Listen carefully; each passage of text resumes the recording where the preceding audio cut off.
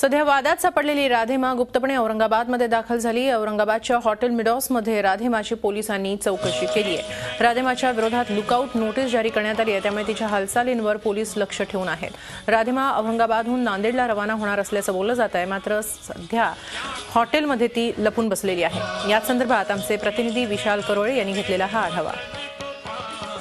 वादग्रस्त संत राधेमा यांना महाराष्ट्र पोलीस शोधत आहे, त्या फरार झाला असं बोललं जात आहे। मात्र या राधेमा औरंगाबादमध्ये आहेत। औरंगाबादच्या हॉटेल मिडोज या ठिकाणी त्या रूममध्ये आहेत। आज सकाळीच त्या मुंबईवरून औरंगाबादला आल्या आणि इथे त्या आराम करतायत। इथून त्या नांदेडला जाणार असं कळतंय।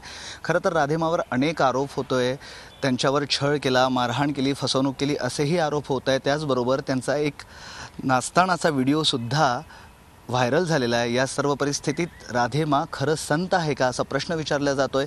अनेक लोक असा प्रश्न करतायत, मात्र याबाबत राधेमा किंवा त्यांच्या कुठल्याही शिष्याकडून कुठलंही उत्तर मिळत नाही आहे। राधेमाला शोधण्याचा सगळीकडेच प्रयत्न सुरू आहे। कांदिवली पोलीस स्टेशनमध्ये राधेमाविरोधात तक्रारसुद्धा दाखल झाली आहे। अशा सर्व परिस्थितीत राधेमा अतिशय गुप्तपणे आज औरंगाबादमध्ये आल्या आणि औरंगाबादमध्ये एका ठिकाणी हॉटेलमध्ये ते आराम करतायत। थोड्या वेळापूर्वी औरंगाबाद पोलीस या ठिकाणी आले, त्यांनी राधेमाची काही वेळ चौकशीसुद्धा केली आणि आता चौकशी करून औरंगाबाद पोलीस निघून गेले। मात्र या ठिकाणी काही पोलिसांना थांबवण्यात आलेलं आहे। याबाबत पोलीसही अजून अधिक माहिती देत नाही आहे। तर राधेमाशी आम्ही बोलण्याचा प्रयत्न केला, मात्र राधेमा आमच्यासोबत बोलण्याला तयार नाही आहे। राधेमाचे शिष्यसुद्धा आम्हाला काहीही सांगण्यास तयार नाही आहे। आमच्यावर चुकीचे आरोप करण्यात आलेले आहेत आणि हे आरोप कोर्टात सिद्ध झाले तर आम्ही गुन्हेगार ठरू, अन्यथा आम्ही गुन्हेगार ठरत नाही असं त्यांचं सांगणं आहे।